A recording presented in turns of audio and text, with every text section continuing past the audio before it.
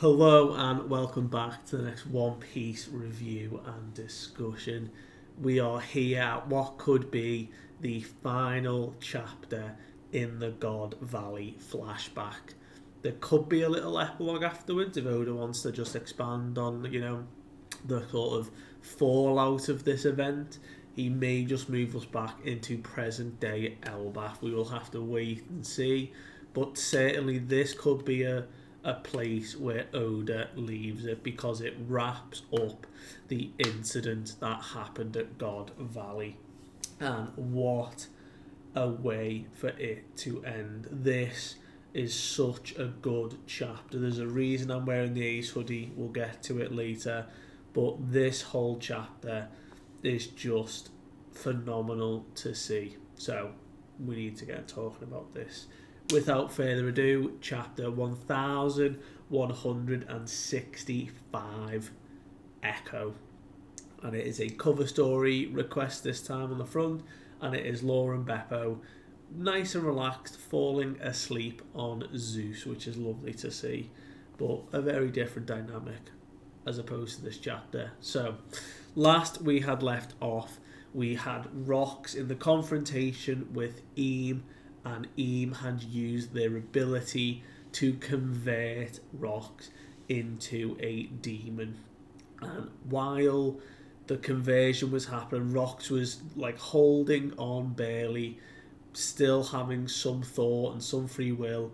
And he spoke about how Davy Jones, way back in the day, was the king of the world, and Eam was infuriated by this remark and like scolded Rocks, and ultimately used that momentum to sort of say it doesn't really matter now because he's about to build the greatest army of giants. That Harold is such a susceptible sovereign who would be willing to bend, who doesn't really understand what's happening.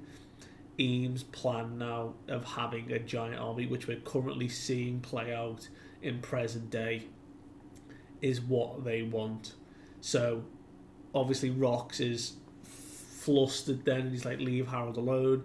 And he has been tasked, as he becomes this demonic empowered version of himself, that he has to annihilate or eradicate the Davy clan, his own people and his own wife and child. And it really breaks him apart, and he's losing control, and he ends up succumbing to this form. He grows in size, he's got like the demonic wings, his sword is enhanced, and he just basically throws Kaido and Big Mom out the way in like one hit, like irrelevant. He clashes with Whitebeard so strong that it breaks half of the God Valley mountain, like it just shatters and falls, and it is crazy to see. We don't see how that fight ended, but Rocks just kind of either blew past him or knocked him out the way and carried on. And what we saw was the rest of the pirates were now like in a free for all to try and escape. The Rocks pirates were turning on each other for treasure, with Shiki, with Captain John, with Ganzu. They were all just at each other's throats.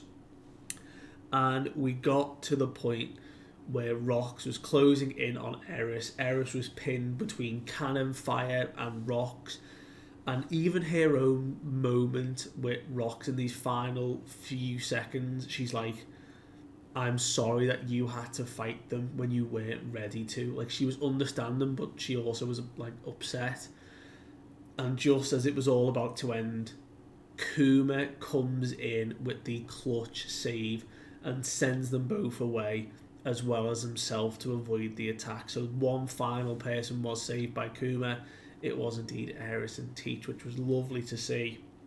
But we did not end there, because when Rocks was continuing to decimate, he was brought or like re-summoned back to the centre, drawn in by the wave of conquerors that was emitted by Garp and Roger himself. The two of them like called out Rocks, and they basically are now going toe to toe at the centre of the island, but not before they heard Rox's voice pleading with the two of them to kill him, to end him, that his suffering, it was too much to bear.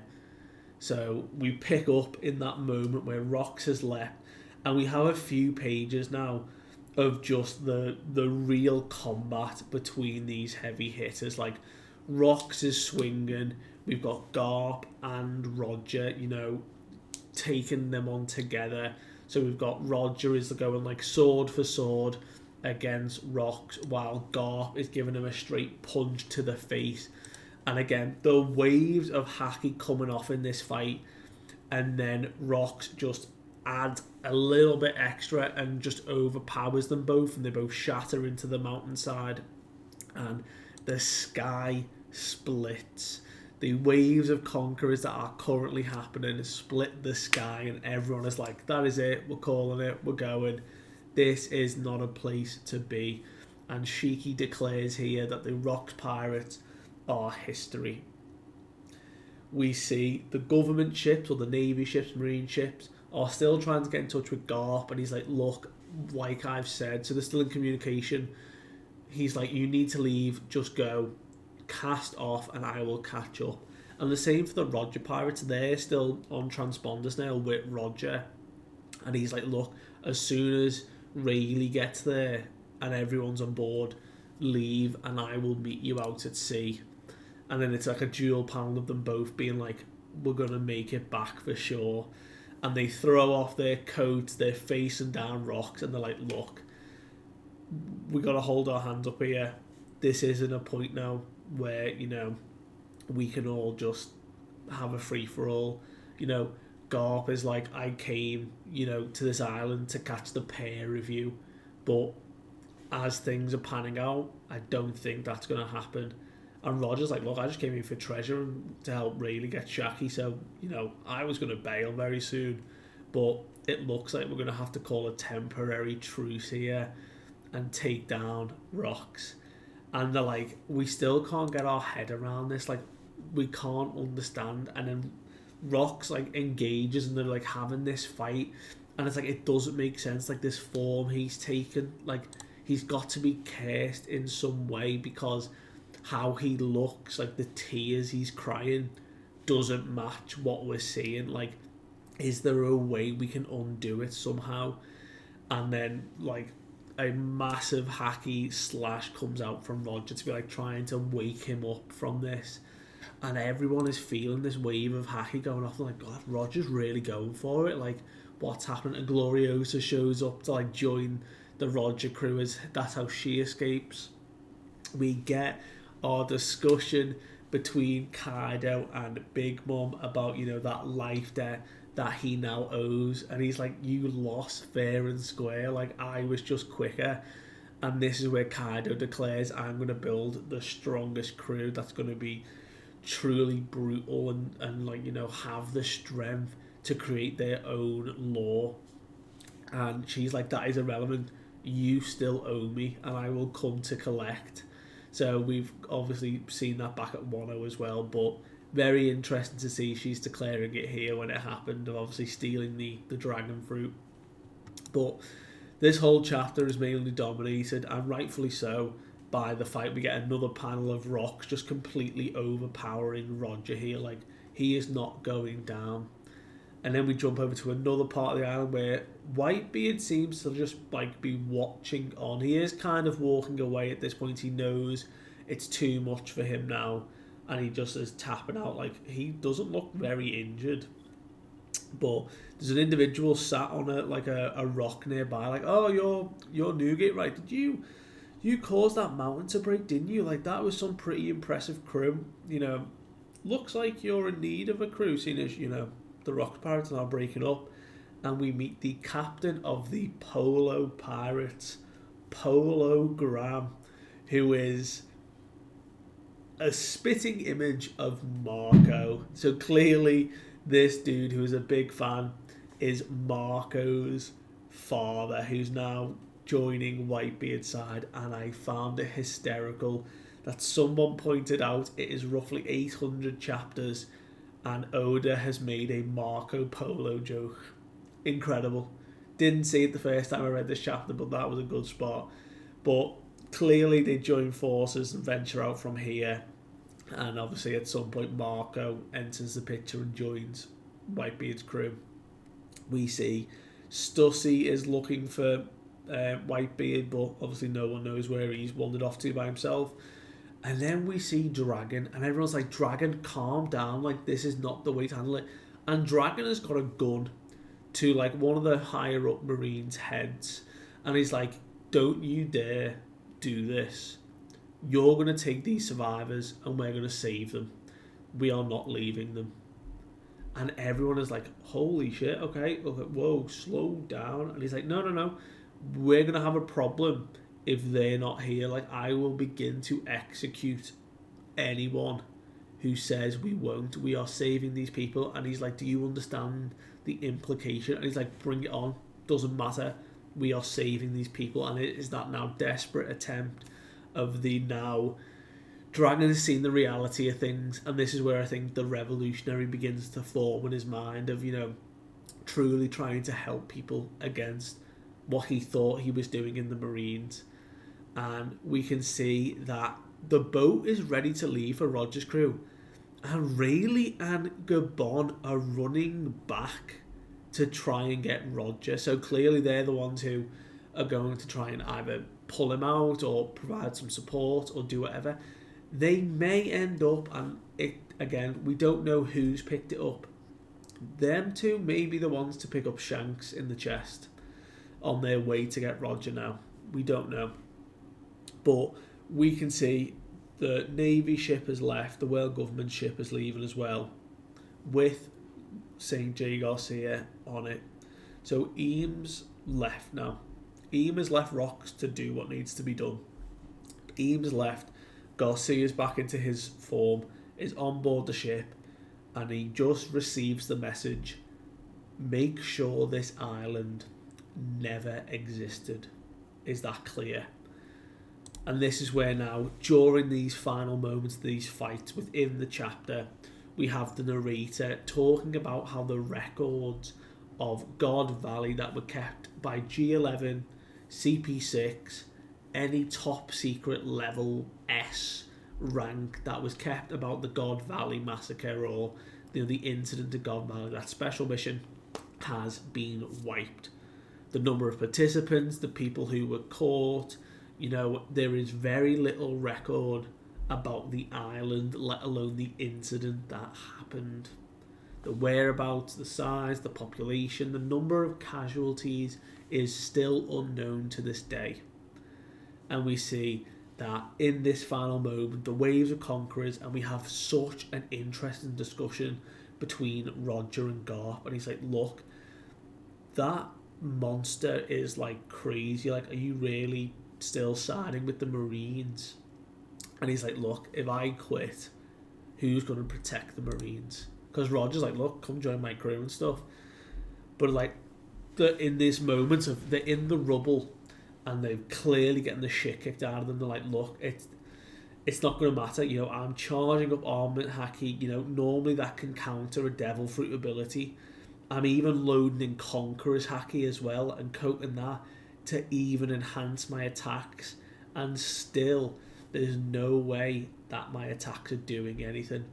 So at this point, Roger is aware of his abilities. He knows that his strength comes from his haki. He knows that's how he can defeat devil fruit users. He knows how to manipulate his conquerors to become the strong king of the pirates that he is.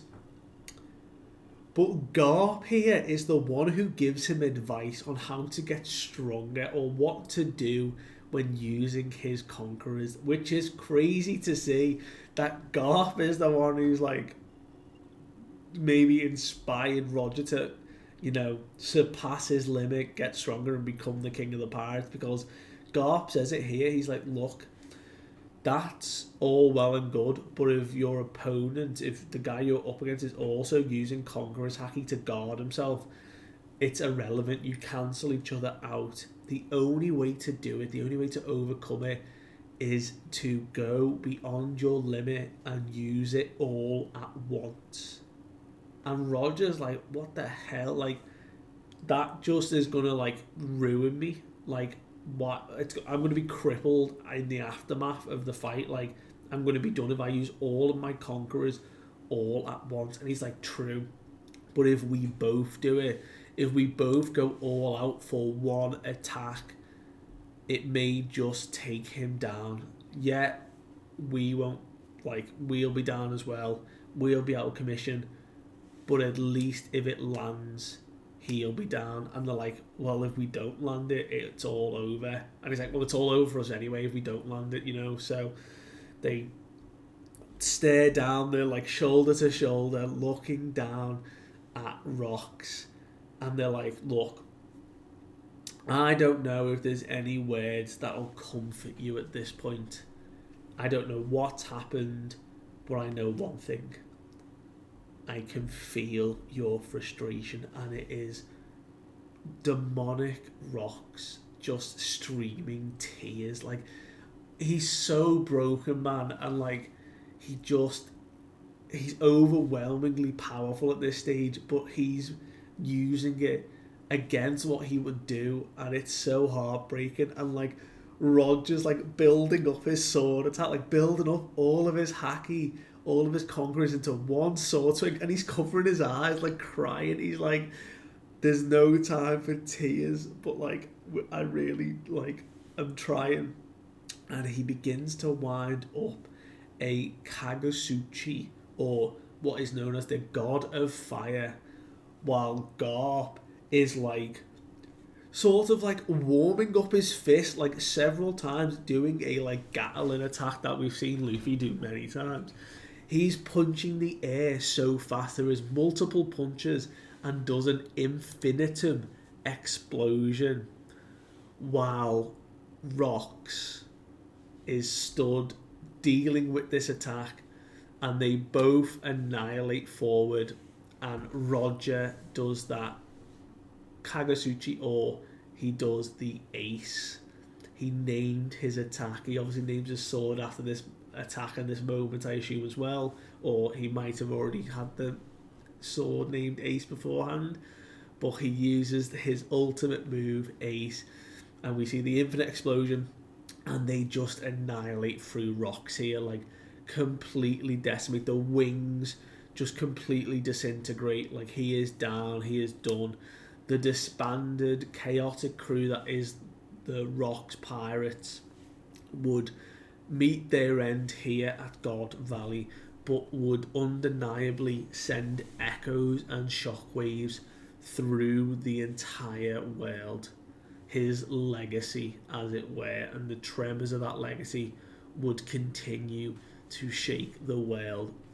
And it's so good to see. So we've got Garp basically using our Luffy Gatling attack here, and our Ace sword, this sort of massive explosion of concrete. And we've seen this before, again, albeit it wasn't all of his conquerors, but Joy Boy left a knot in Emmett of a massive conquerors wave that he unleashed all at once.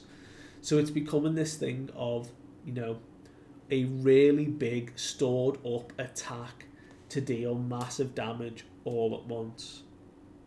And that is where the chapter concludes. That is the legendary incident now fully discovered and uncovered, disclosed. We have a break next week. I'm fairly interested if Loki had covered all this in the 3 minutes that he told Luffy and Hiruden that he needed. Because it's been months. We have not seen what's happening on Elbaf. And whether we're going to get some like small time jump, so actually, you know, the fight skipped a little bit ahead to, you know, everyone's regrouped and doing something, or we just pick back up 3 minutes after that story's finished. Because I don't know how much of this Luffy will have listened to or have picked up. I don't know if Loki has explained it all, but he was clearly passionate about joining the Rocks crew. How he's found out this information's another thing. You know, if the God Valley incident was so covered up, who was the one to tell Loki this? You know, we do have Gabon on the island, I guess. He may have had conversations if he was so inclined to tell him of the incident. Maybe Shanks has done all his research, found it all out, and then in the passing has then told Loki all this.